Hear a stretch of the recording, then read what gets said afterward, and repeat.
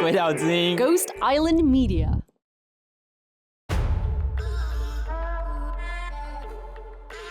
Welcome back to the Taiwan Take. I'm your host, Emily Waiwu.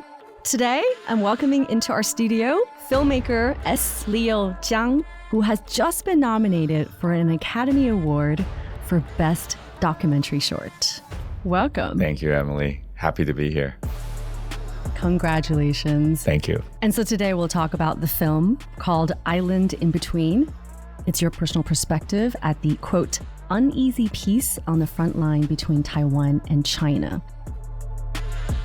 The film is about Kinmen. For our audience who may not be familiar with Kinmen, it is an outer island of Taiwan, but geographically it's much, much closer to China. If you've watched a film, you can see China from the shores of Kinmen. It's about 2 miles away from the Bay of Xiamen. The 19-minute film is produced by CNEX in Taiwan and distributed by the New York Times Op Docs. This is the first Oscar nomination for a documentary from Taiwan. The last time that a Taiwanese film was at the Oscars was 2001. Crouching Tiger, Hidden Dragon. That's right. It won Best Foreign Language Film and nominated for Best Picture and Best Director for An Li also. Tell me about that moment you found out you were in Portugal, you were at a square, public square. Well, I was trying to play it cool. I was like, oh, everybody's going to be like, sitting in front of the TV, in front of the computer and like waiting. But I'm chill. I'm just going to go hang around the flea market. But, of course, like when the time of the announcement comes up, we got nervous and my partner and another friend we were with and I were like, okay, let's go sit down somewhere so we can watch. And then he started using his phone to tape me of the moment of reaction. So it's pretty damn exciting. I'm not going to pretend that this is not one of my bucket lists. As somebody, who loves documentary filmmaking, who has committed 20 plus years to this, like it's an amazing acknowledgement. Let's talk about the path to the Oscars. Well, we didn't necessarily make this film thinking that that's the goal, right? We thought that it was a great time to tell Taiwanese stories. For folks who pay attention to Taiwan from the international side, we all know that for a long time, Taiwan was only talked about in the context of China or in the context of US. But last few years, some for good things and some for not so good things, Taiwan has been on people's awareness much more. And we just felt like, hey, this is a perfect time to tell Taiwanese stories, to do something that complement all the actually really great reporting that's been happening about Taiwan out there, which tends to be fact-based, maybe more about geopolitical situation analysis, news, all of that. But I just felt like, hey, let's do a sort of an emotional look at what it's like to be in Taiwan, to be Taiwanese at this moment for those folks out there who might not know. So that was always kind of the initial sort of motivation to do this piece. When did you begin shooting this documentary? Well, it was finished just 3 months ago. Yeah, crazy. So you mentioned CNEX, which is a documentary foundation / production company here in Taiwan. Its CEO is Ben Jiang. Also Ruby Chen, who's actually now based in Beijing, but who's Taiwanese. The two of them plus Zhang Zhaowei, they started it. CNEX is a powerhouse in the Mandarin documentary world. They have a pitching forum that you were a part of for many years. They have a TV channel of documentaries, so a little bit like the Sundance of Mandarin language films. They produce just amazing documentaries. And one of the things that I thought they've done extremely well, probably better than all the other documentary entities in Taiwan, is they've built a really strong set of relationships with the international documentary community. So if you go out to Europe, to North America, and you ask about Taiwanese documentaries or even Chinese language documentary in general, this is the first group that comes to mind for them. So funny enough, both Ben and I had gone to Kinmen for the very first time, and we're both really excited and really curious about the place, about its history, about its current state. about it being both a place that could represent Taiwan, but also a place that is so different from the main Taiwan island in terms of its culture and people's attitude towards the strait situation across the strait. Yeah, Kinmen and Matsu. So Matsu is the kind of the twin brother to Kinmen. Both of them are front lines between Taiwan and China. Both of them share this history where they are now a part of Taiwan, but they did not go through the Japanese colonization that Taiwan did. So it has a very different identity compared to the mainland of Taiwan. And it also didn't go through the pro-democracy movements that Taiwan witnessed. And so it's a very different place from where Taiwan is. But you're right. I mean, growing up here, you hear all about these two places, but you don't exactly visit. My father was also stationed in Kinmen, right? So we hear about Kinmen from his perspective as a conscript back in the days. That's not something that they would like to go back to.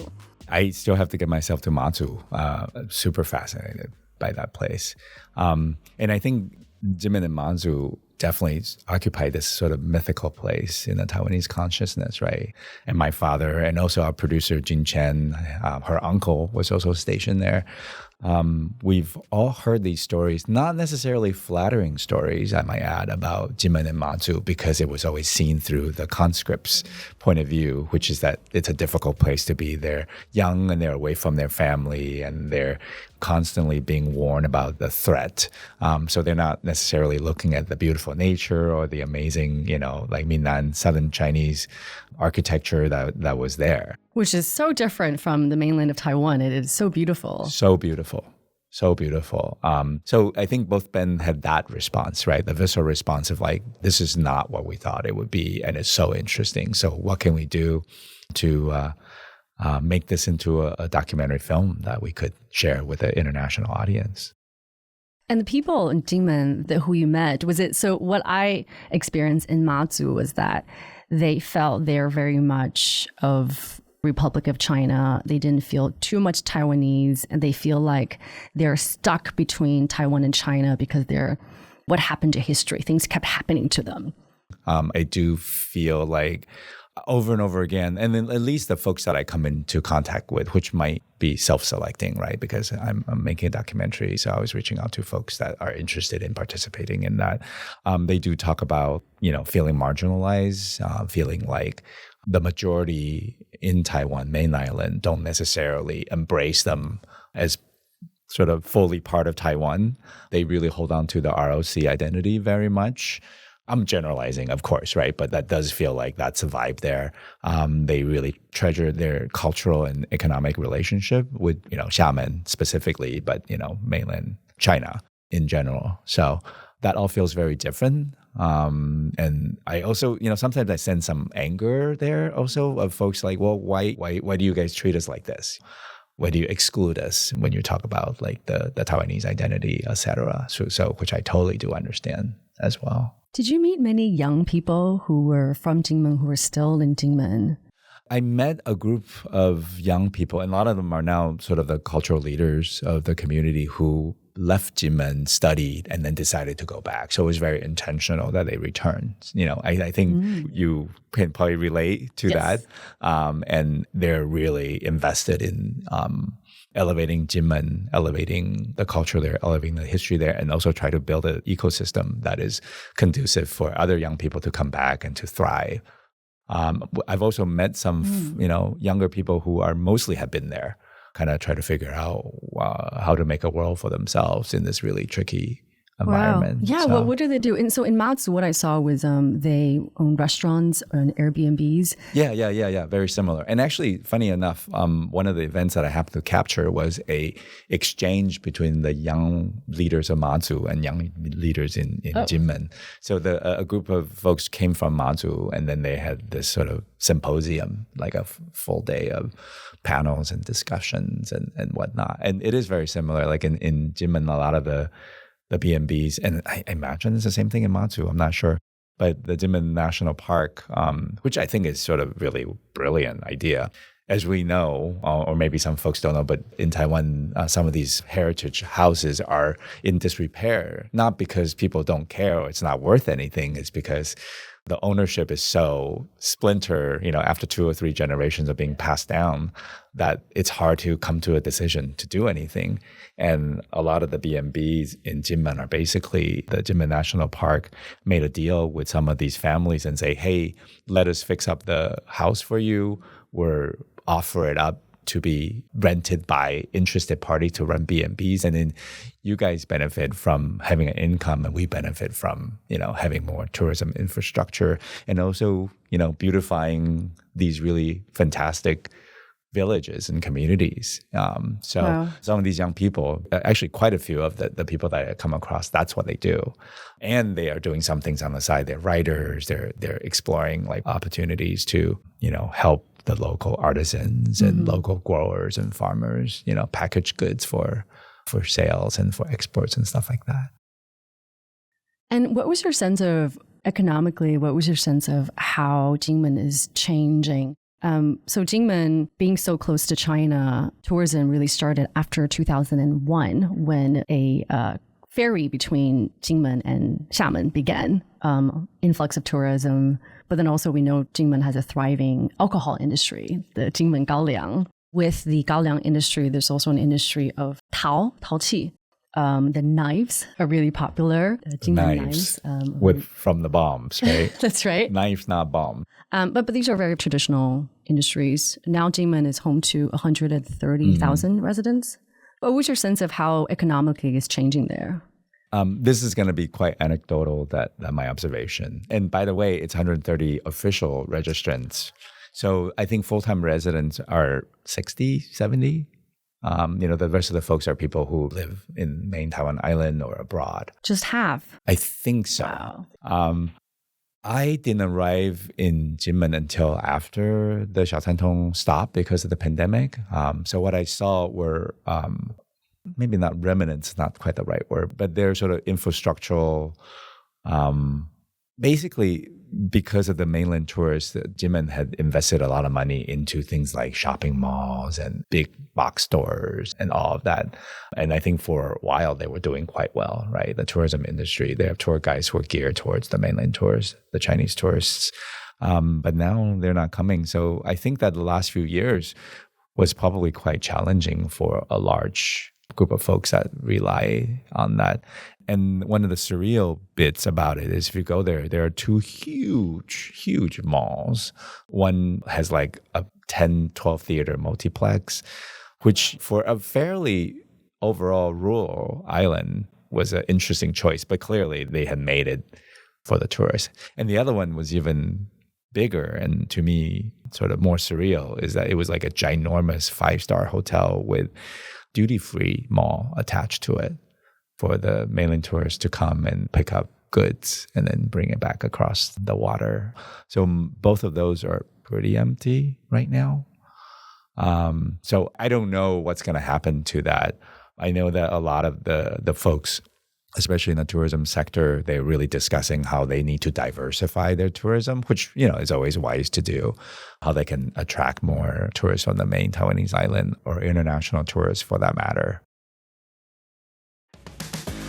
Hey, if you have enjoyed the Taiwan Take and would like to support Ghost Island Media, we take monthly donations on Patreon. We're at patreon.com/Taiwan.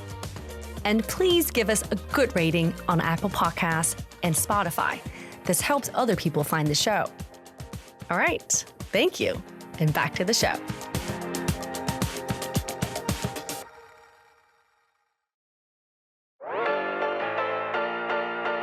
You finished the film, you released it in December, and then comes the campaign to be in the Oscars.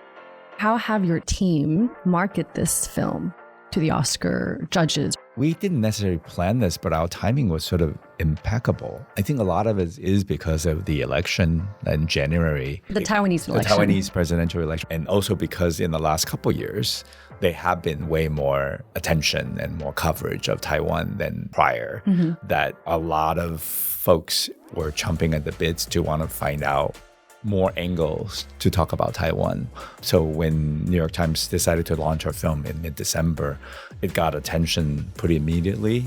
They're not supposed to release their numbers of views, but The staff there kind of told us on the download that we got hundreds of thousands of views within the first week, which is incredible. Wow. So besides the film being on New York Times, it's also on YouTube, on their YouTube channel for free for the world. And now it's been like a little bit more than a month and we have 200,000 views, which for an independent documentary filmmaker is like, I mean, it's multiple times of maybe all of my audiences of all my work combined. But I feel very good about that, because for us, this film, the goal of this film has always about eyeballs, to get as many people to see this film as possible, to introduce Taiwan, at least just a slice, right? It's a glimpse. It's not meant to be comprehensive. It's not meant to be, anything with authority, but it's just like a very personal way of saying, hey, this is actually what it's like for me and other people like me.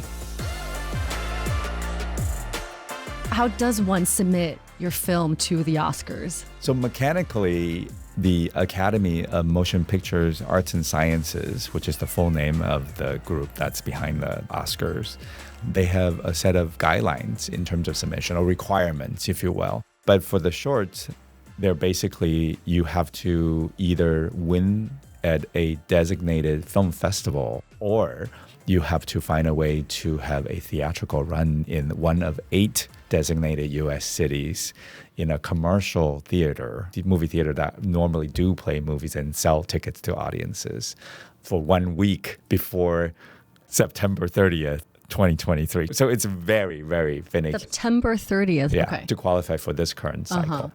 So we had quite a interesting, it was crazy. I'm doing the math on the calendars right now.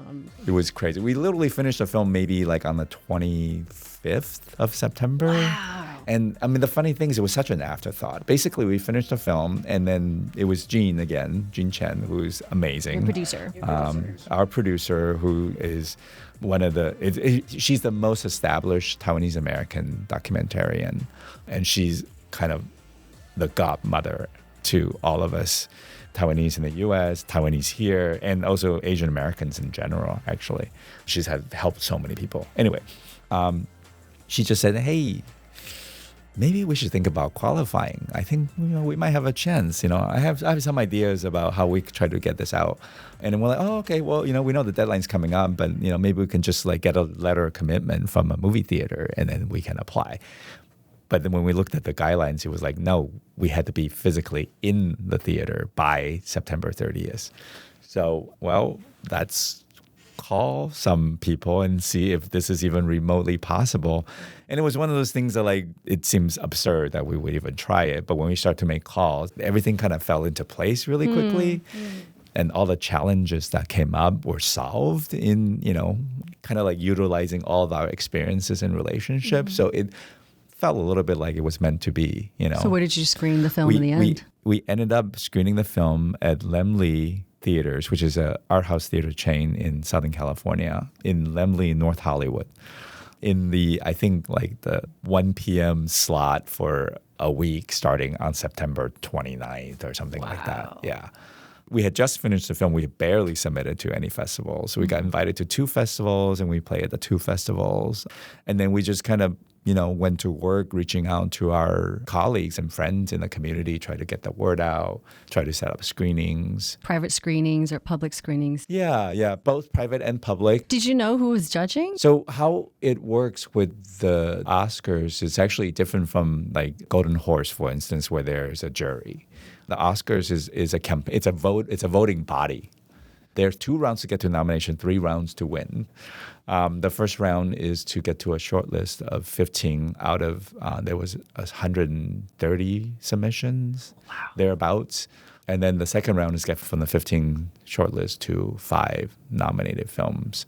So the first 2 rounds are voted only by the documentary branch of the Academy, and there are about 700 people, and they're all over the world. So these are were our target audiences. I mean, mind you, I think that the entire time we were also launching a New York Times, so we had quite an exposure. I mean, it was very surreal to see my face on the New York Times homepage, which I would never imagine to ever happen. So that most definitely helped. Walk us through behind the scene what happens. How did you sign on New York Times op docs? Initially, we were thinking about doing a feature-length documentary. Initially, the focus was going to be on the reopening of the ferry of Xiaosantong.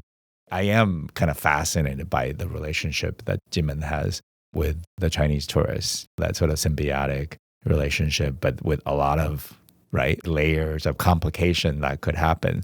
So I wanted to see, like in my mind, there'd be all these folks in the tourism sector working really hard to get the ferry going again. And then I'll see, sort of the flock of tourists come in and then get their interaction. That was not how it happened, as we know. The pandemic lasted quite a bit longer and the ferry has reopened, but it's in a way that's much more restrictive, especially for the Chinese passport holders. And also the decision on whether or not the ferry opens or not is not the Kinmeners' decision. It's decided by the government here in Taipei and the government in Beijing, right? So so we had to kind of reconceive this film. And then at some point, we decided that it makes sense to do a short film to kind of do this almost atmospheric film of these vignettes of the local lives. So that's very much the first cut, was just some of the scenes you've seen in the final cut, but without me, without my story. We show this to New York Times. I've had relationship with them from prior projects that we were in discussions for. And when they saw the rough cut, when New York Times OpDoc saw the rough cut, their reactions were, we love the subject matter. We love how beautiful the imageries are. We're missing a strong point of view. So what can you guys do to elevate that? And then in conversations with Jean Chen, our producer, and then with some other advisors, I remember Jean telling me this. She's like, well, Leo, you need to actually figure out in your mind, decide, and be able to articulate why you're making this film. Like, what is it in the deepest part of your heart that you feel like this is the story you want to tell now? So that's actually how we ended up with me in the film, is that I feel like weirdly like I relate to Kinmen as a place because of the in-betweenness, that it occupies, and also myself occupies as a transnational person who moves around in these spaces and don't feel completely belonging of any of the spaces that I'm in, which I think you can relate. Yes. So yeah, that's how we ended up with this film. And when we kind of came to that point, New York Times was like, great, this is what we want. There were a bunch of notes, but they officially came on board and we went from there. What was that consideration like to insert yourself into the film? Because for documentaries, to insert that director's personal voice, narration in there can make or break the film. My biggest consideration was that I really wanted, at least the initial idea was for Kinmeners to tell their own story. I worked in the most recent stretch of my career to really empower, to not have these sort of parachuting ways of storytelling, people coming in, not really knowing the place very well, force themselves to become the voice of this place that they don't know very well. I didn't want to do that for Kinmen. But when the idea came up to think about putting myself in the film, I realized that this was kind of like a two-character story, right? Me being one of the main characters and Kinmen, the place, being the other main character. And the film is very much about how the two characters are in conversation with each other. And then about how this conversation hopefully resulted in something that gave the world a better idea of what being Taiwanese is about. So when we kind of sorted that out in our head, we felt like, oh yeah, this could work. It's going to be interesting. It's going to be something new for me. As a documentarian, I'm more like an observational guy. I like to follow a set of characters, not me, over long periods of time. And to think that I have to drive this story was quite daunting. But I also saw it as a challenge. I do feel like I'm at a point of my career where I need to grow, and I'm also been contemplating a longer first-person sort of autobiographical piece that this work that I did on Island in Between very much fits what I was doing with the other piece. So, so I kind of embraced it with obviously support from the team and from friends and colleagues who advised me. I thought you struck a really nice balance between giving your personal perspective, but then giving space for whether it's that vignette or that shot or the character, and then having their stories sleep through the different parts. Thank you. The writing of the narration was it was actually kind of a wonderful experience in a way that was a super eye-opening. We actually ended up bringing in a consultant and a documentary editor in the U.S. that I super respect, David Teague, who had edited one of my favorite documentary films, Cutie and the Boxer. I don't know if you heard about it. It's about this Japanese-American, actually sort of Japanese immigrant artists, this couple in New York. Anyway, it's a fabulous film. You can get hold of it. You should watch it. And I ended up, and I now joke, I was like, you're not our consulting writer, you're my narration therapist, So basically, he, instead of digging in, jumping in right away about Kinmen or about Taiwan or whatever, he just gave me all these prompts that were very much about what do you think your biggest strength is? What is your biggest fear? How do you see your parents? What are their biggest powers? What is your biggest disappointment in life? It was very existential, right? And I was like, God, this is brilliant. This is exactly what I need, because what we're trying to do is to get to the emotional core of why I wanted to tell this story and the emotional core of my relationship with Taiwan, really. It's a lot of things and thoughts that I have, but have not had the opportunity to organize them or to speak them out loud, and to speak them out loud and look at them and then organize them, which ended up being the process of the narration writing for me. All right, let's hold on to that. The relationship with Taiwan, which I really want to ask about. We're going to take a little short break. And when we come back, I want to ask you about your personal journey, your relationship to Taiwan. Hey, if you have enjoyed the Taiwan Take and would like to support Ghost Island Media, we take monthly donations on Patreon. We're at patreon.com/Taiwan. Thank you, and back to the show.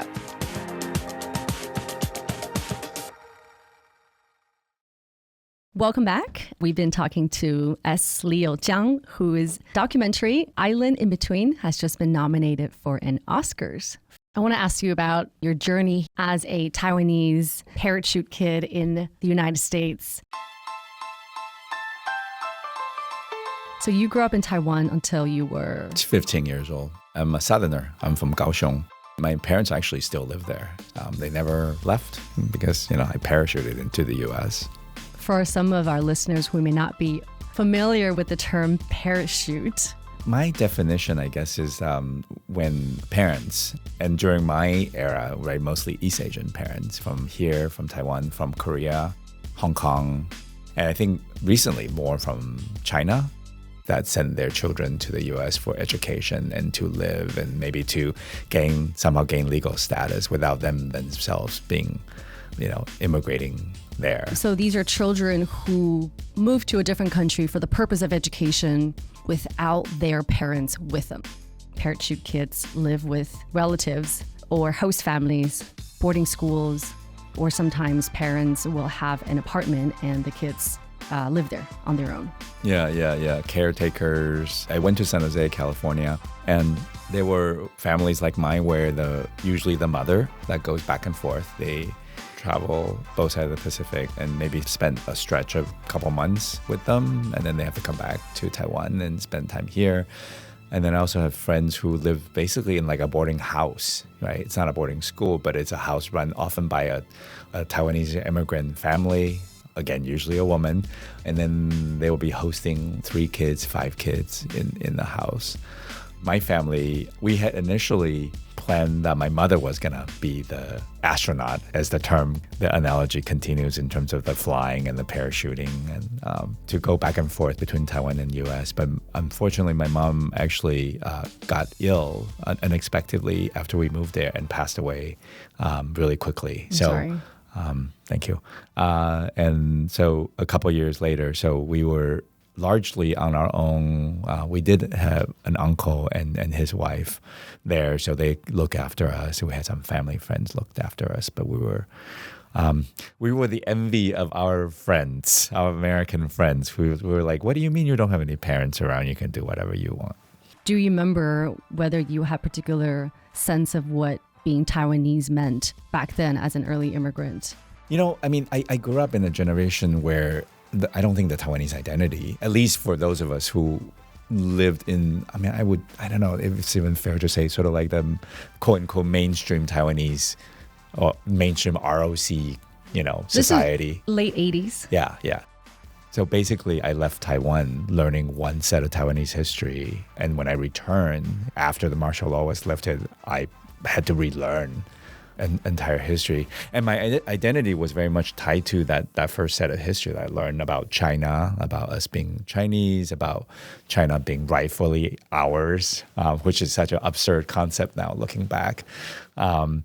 And so when I was in the U.S., I think that the Chinese American or even just Chinese was really my main identity. I did have a lot of Taiwanese friends who were in similar situations as me. But I think that the outward identity that I expressed, that I talked about, was one of being a Chinese immigrant. You had just left in the mid-'80s. Before martial law was lifted, Kaohsiung was this active place for pro-democracy movements in Kaohsiung. The Meilidao had just happened. How do you look at that now? I keep saying that. I don't know if this is true or not, but I told my parents that I remember the day of the Meilidao event. How do you just characterize that? I don't know. Kaohsiung incident, okay, the incident, Formosa right? incident. The Formosa incident. I just remember the adults were very nervous, and they told us kids, and I was very young then, to like not go out, like something is happening and just be careful. Because actually, my family home is like on Zhongzheng Road, which is down the street from the Meilidao, the Formosa. And I think the protest took place near the office of the magazine or the publication or something, right? So that was really the extent of my memory. And then I remember at that point, anything that has to do with sort of people supporting Taiwanese independence was seen as subversive, right? At least that's how I was taught, that they're actually communist sympathizers, that they try to do this to destabilize our society and all of that. So that was very much the narrative that I learned growing up. Obviously, that narrative has evolved many folds since then. And so coming back, it's been really interesting. It's been really interesting to see, Chen Ju becoming, That's right. the Kaohsiung mayor, and to see the democracy evolve the way it has. It's because now looking back, the Formosa incident really was the pivotal event that forced Taiwan into democracy. Yeah. And it's funny to think that I was here for a lot of it, but I didn't get to see the moment, at least in person, when the transition, well, I guess it was not one moment, but the period of the transition. So did you stay in touch with Taiwan over the years, the 15 years you were in the U.S.? I think I was a terrible Taiwanese American. I had very confused and mixed feelings about my Taiwanese-ness. And also, I think that going to the U.S., the priority was so much about integration that I think in many ways I turned my back on my Taiwanese-ness for, when I was really young, like as a teenager in my early 20s, because I was desperately wanted to fit in as an American. So I felt I was actually quite disconnected to Taiwan. And then also because my mom passed away and my father, we obviously have a good relationship with them. But just for one reason or another, it was not the priority in my life during that period of time. So in many ways, I had to rebuild and relearn my relationship with Taiwan. And that kept evolving as well. Yeah, I can sympathize with that.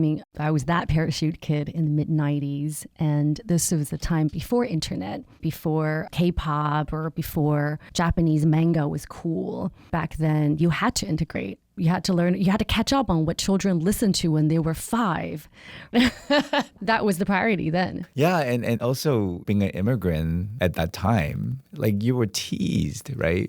If you speak with an accent, if you don't know what certain words meant, if you don't know certain bands or cultural references, like you were just sort of further ostracized. So yeah, it's I wouldn't say that like I necessarily suffered, but it was a difficult time, right? In any kind of transition like that, very drastic transition. At what point did you decide that you wanted to get back in touch with the Taiwan that's today? Well, I think that when I started to come back regularly, that I really did have the desire of somehow rebuild some kind of relationship or strengthen whatever the ties that was still there in a much more substantial and meaningful way. And I did sort of always was looking for opportunity to either move back or spend more time here or get projects going here. At the same time in the US, I was getting involved more in the Asian American community, not necessarily as an activist or as a scholar or anything, but as a filmmaker, because it just felt natural that I wanted to tell those stories. I want to tell immigrant stories. I ended up doing a lot of work about the Vietnamese American community who I built connection with because in San Jose during that time in high school, most of the people that look like me. I mean, there's a huge population of Vietnamese Americans and a huge population of Filipino. The largest Vietnamese community outside of Vietnam is in California. Yeah, exactly. And that's a huge portion of my friends. The community of friends I had in high school were Vietnamese Americans. So I always felt a kinship with them, even though obviously a lot of them went through the trauma and hell that I couldn't even imagine. But the displacement and the sort of searching for a sense of belonging, all of that felt very resonant for me. So I was both traveling back to the... You won an Emmy for that film. I was nominated You for were an nominated. Emmy. Oh, sorry. You were nominated for an Emmy. But it was an incredible acknowledgement. You're a part of a collective called ADOCS. Tell me about this. Yeah, ADOC is a short for Asian American Documentary Network. And it was actually it was started by me and my colleague and friend Grace Lee, the incredible Korean American documentarian, in collaboration with Renee Tajma Pena, who's a Japanese American documentarian who was an Oscar nominee and is another one of those giant figures in the Asian American space. We started the group, the network, in 2016, kind of in reaction to the fact that there really wasn't a filmmaker-driven entity that was speaking on behalf of the filmmakers. Again, there are several organizations in the U.S. that has done incredible work on Asian American representation in media, like places like Center for Asian American Media in San Francisco, CAM, which produce a lot of work for U.S. public television, and Visual Communications, which runs a really wonderful LA Asian Pacific Film Festival. But we felt like the filmmakers have things to say, and we want to be part of all these wonderful groups that help to amplify Asian American stories. So we started that group, and just really on a very basic concept of like, if you get a bunch of folks together, magical things will happen. So we do meetups. We actually sponsor filmmakers to attend industry events, and we actually also producing short Asian American stories, films for PBS, for the internet, for festivals. I love that. If you get the best people together, magic will happen. Yeah, I feel like, people are brilliant and smart, and oftentimes it's about making the connections for them, right?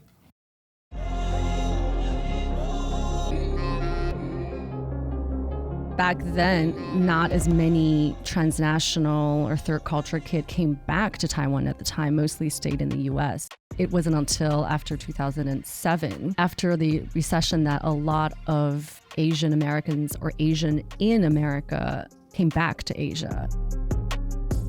I did try to come back in 2004 one time. How long did you stay in 2004? That was the middle of Chen Shui-bian's term, the first DPP administration. Only a year. And I ended up taking a job to go to Singapore.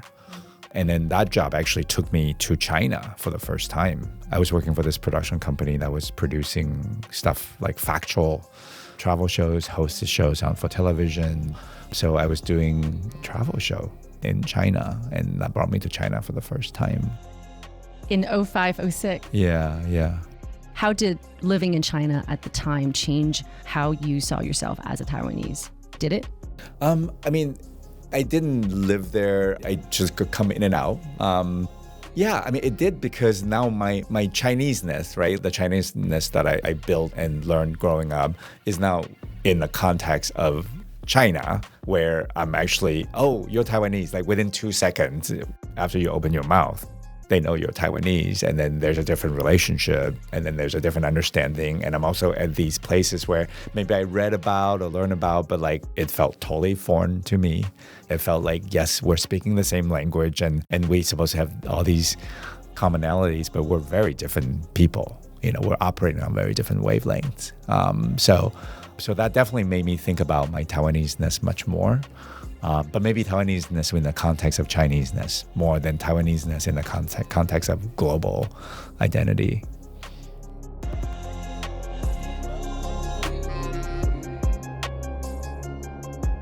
What's coming up for you next? Yeah, I would like to continue to explore sort of my transnational existence, if you will. In my next projects. I've been working on a personal film that's related to my experience as a parachute kid, but really it's kind of a larger exploration of my Taiwanese/American/Taiwanese American/Chinese/Chinese American identity. But hopefully in a much more human and casual way, and not as academic as that might sound, right? So that's one big project that I'm working on. I also sort of produce other filmmakers' films, and I have other ideas that I want to explore. So all of that is coming out after this current period of nuttiness is over. I do believe that a lot of our identity with our home and with our countries, it's an evolving relationship depending on our age and locations, but how you've captured where you are at this moment into this 19-minute film, it's a beautiful look. Thank you so much for taking the time out of your busy schedule to come into the studio and speak to us. Thank you for making the film, and congratulations on the success so far. Thank you so much, Emily. And it's been fun chatting. S. Leo Chiang, his film Island in Between is available on the New York Times Op Docs and also on the New York Times YouTube. For audiences who have not seen the film, we will have the link in the show notes. But also, can you tell us where can we find you on socials? All my social handles are S. Leo Chiang, SLEOCHIANG. I am on Facebook, I'm on Twitter, I'm on Instagram. All right, we'll have all these links in the show notes. This has been a Ghost Island Media production based in Taipei, Taiwan. I am Emily Waiwu. Thanks for listening. See you next time.